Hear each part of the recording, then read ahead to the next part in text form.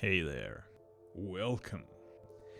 This time I would like to talk a little bit about cyclicity. And bear with me because this gets quite dense right at the start. Everything that I know about cycles is this. I think that a cycle often looks like a perfect circle, but that is an optical illusion because it is, in fact, a spiral. And even if a hero of a story knows where they should end up, we kinda suppose that that's not going to happen. And there's my take on it. When the ends of the cycle finally meet, they they will align ironically. Let's start simply. We will be talking this time about the poem Sir Gawain and the Green Knight. Because this painting that's happening on the background is all about it. The poem belongs to what is known as the Arthurian cycle, also called the Matter of Britain. The 12th century French poet Jean Baudel wrote that there were only three great historical cycles, known as the Matters: the Matter of Britain, the Matter of France, and the Matter of Rome. The story of Sir Gawain and the Green Knight itself is noteworthy because it possesses its own unique character. It stands apart from the two greatest compilations of Arthurian legends, one by Geoffrey of Monmouth and the other Le Morte d'Arthur by Sir Thomas Malory. And I only read the last one in my childhood. Well, I still remain a huge fan of it. This poem, though, the one about Sir Gawain, this one I have only read after I saw the movie and after I have devised this painting. So that would be a really shy way to lead this narrative into the abyss of a disclaimer. Everything here is my conjecture. I'm not a real scholar, and when I say, oh, this poem was written in the West Midlands of England by a person heavily influenced by French tradition, I am basing this simply on two facts. Firstly, on the words of John Ronald Reuel Tolkien and E.V. Gordon from the introduction to the Clarendon Press second edition of the book from 1925. And secondly, from the fact that the author was placing Arthur's court at Camelot rather than Caerleon or Carlisle, as it was often done in other 13th century sources. But that's not a real basis, is it? And there's two ways this might work. Either no one will see this video and therefore it won't matter, or I will get some educated people really annoyed. But I have a great excuse for doing this the way I do. Since this is not a deep dive into the poem, but rather a prelude to a painting that's naturally shaped by my thoughts, memories, and even by some faint randomness of the way I do things, well, therefore it was just born this way. So, without further delay, let's dive into some 14th century stuff. Down we go. When we say this is a medieval text, we often mean the Middle Ages, with capital M and A, which were preceded by the Dark Ages and before that Rome, and they were followed by Renaissance, then the Enlightenment, and so on and so forth. But in reality, all these ages overlap. They carry layers of meaning from one time to another. One might even say that if the Middle Ages got soaked, then the Renaissance will dampen. And that one would be me.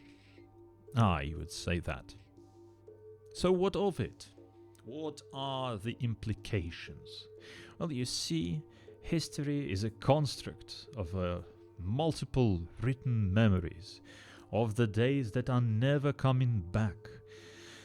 And the more or less common approach to it today is to compartmentalize it into some digestible bits. Therefore, we have this concept of ages. But as you might imagine, the 15th century guys didn't approach the narratives the same way we do now, and they more or less have retold old and new stories multiple times, mixing them up and down, giving the old ones a facelift. And that's how a story about some 6th century warriors, at least that's what they say about King Arthur and his death according to the 12th century Annales Cambriae. So that's how they became a story about noble jousting and other refined decapitation-related frolics. So I wanted to poke into this older layer, to dig out that ancient mythological stuff. So I'm speaking here, of course, about the constant merging of ancient forms of storytelling with somewhat newer and captivating ones. And for example, at the very beginning of the poem, we see something really, really old, something perhaps from myths rather than from legends. What is it? Well, I would say there is a definite gaze that King Arthur had placed on himself, and here it's delicately concealed under the words custom, manner, or oddity. Quoting the Sir Gawain and the Green Knight, rendered literally into modern English from the literative romance poem of AD 1360 from Cotton MS in the British Museum, translated into readable English by Ernest J.B. Kirtland. And there was another strange thing about him, because of his noble birth, that he would not eat on these high days until he had heard some eerie tale of marvelous adventures of his forebears of arms, or else that some knight joined with another in jousting, life for life as hap would have it. To me, this is an obvious guess. But what's a guess, you wonder? A guess, or guess, in Celtic mythology is a type of binding vow or obligation that often imposes some specific restrictions or duties on an individual, typically a hero or a noble figure. The concept is prevalent in Irish and Welsh mythology and is associated with supernatural consequences for failing to uphold the vow. Notice this Welsh bit, because according to most of the early sources, Arthur and his court were firmly placed in Wales. So, what are the key characteristics of the geas? First would be its binding nature. A geas is often seen as a sacred obligation that must be honored. Violating it can lead to dire consequences, including misfortune, death, or loss of honor. Secondly, geasa can be personal, imposed on an individual, or familial, affecting an entire lineage. They can also be tied to particular actions or behaviors. Thirdly, there would be supernatural elements. Many geasa are granted by a deity or arise from magical circumstances. They often involve elements of fate and destiny, intertwining with the character's journey. One of the most famous examples is the Irish hero Cuchulainn, who had several geasa that dictated his behavior in battle and his interactions with others. Cuchulainn's fate was sealed when two of his geasa contradicted each other. So he was forbidden to eat the dog meat, but he also couldn't break a general Irish taboo against refusing hospitality. So that when Old Crone offered him a meal of dog meat, he had no choice but to break his first vow, and this weakened him enough so that Luged MacConroy was able to kill him. In conclusion, geese serve as narrative devices that explore themes of duty, honor, and the consequences of one's actions. Alright, let's get back to King Arthur.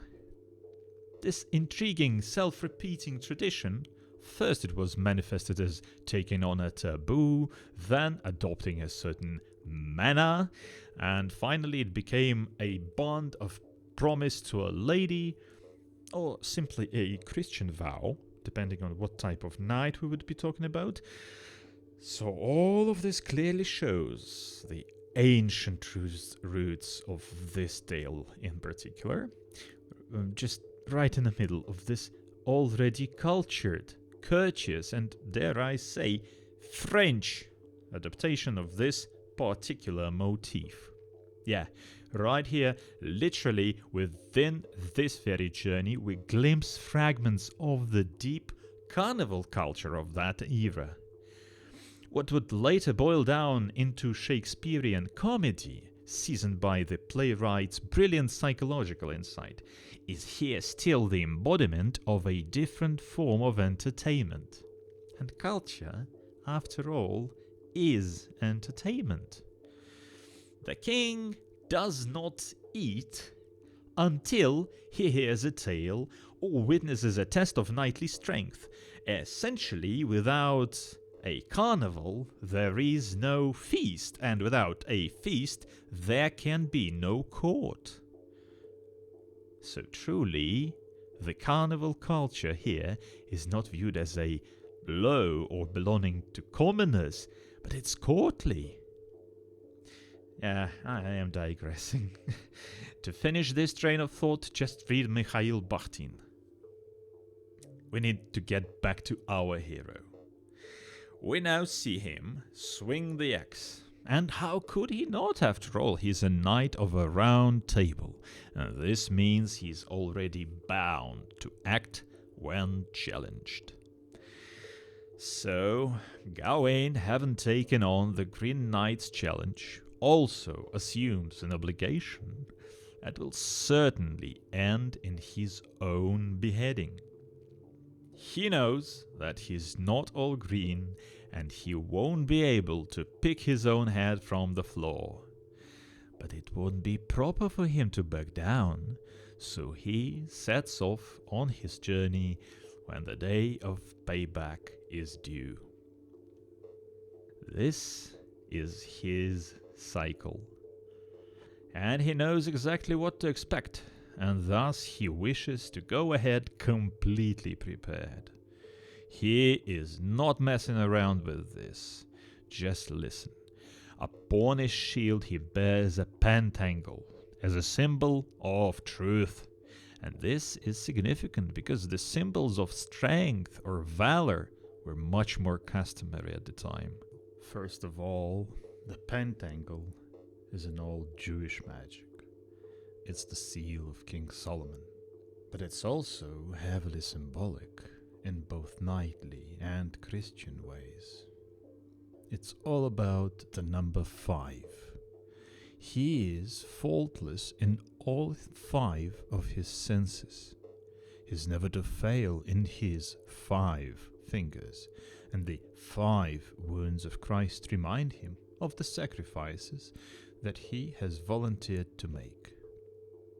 Next goes the 5 joys that the Virgin Mary had in Jesus, namely the Annunciation, Nativity, Resurrection, Ascension, and Assumption.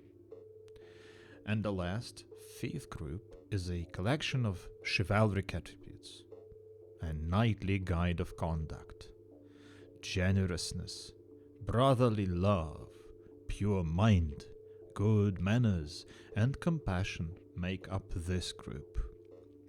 Also, the inside of the shield, is adorned with an image of the Virgin Mary to make sure that Gawain never loses heart. What is that if not foreshadowing? Gawain's pentangle also symbolizes something like a phenomenon of physically endless objects signifying a temporally endless quality. Whatever that means. For a full 46 lines, the poem's author devotes himself to the symbolism of Sir Gawain's attire, only so that at the end of his journey, this presumably good knight loses his nerve. All of his magical numbers, his whole shield thing, everything was in vain. This reminds me of a person who spends a ton of money to buy all the filming stuff only to not release any bloody videos he vowed to upload. But I digress yet again. We are talking here about Sir Gawain's failure in his gadgets and his vows. Although he did not yield to the castle lady's temptations, Mr. Sir Gawain Esquire still couldn't resist taking her sash that promised a magical resistance to the axe on the neck action. And to think of it, everything was going so well.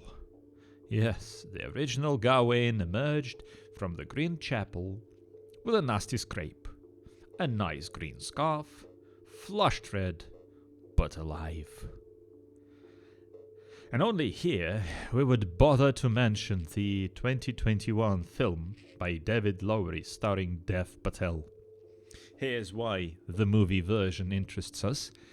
This Sir Gawain seems to understand what is the price of this shameful victory.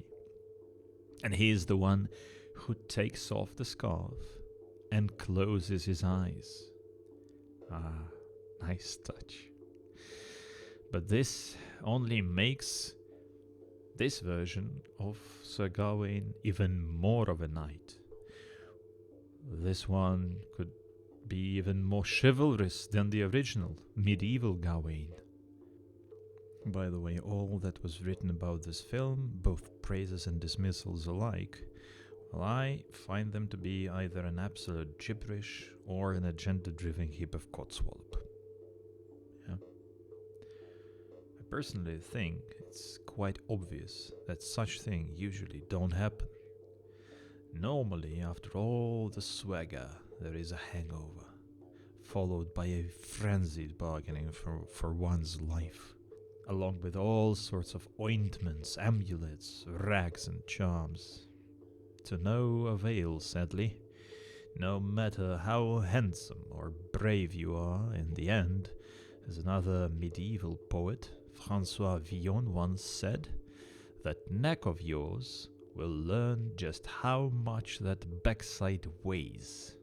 The circle must close in the most prosaic way possible, usually in a manner the main character does not expect, and ideally the reader doesn't either. And so the head watches the body's attempts to get itself back onto the neck. The cycle is complete. For me as well. I am drawing knights again, just like in my childhood. And shamefully I remember a conversation with my painting tutor at the institute. He tried to teach me something, and I told him in all my vein that I didn't need his painting lessons because I was going to be a designer. And us designers, we don't need this outdated nonsense. I hope all of you, whoever might be watching this video, have heard this figurative head rolling. Another circular structure has completed itself. Makes one wonder, was Ouroboros expecting to find prey when it bit a juicy tail that appeared before its eyes? Let's wrap it up real quick before it becomes too boring. Be happy now and wait for the spiral to close.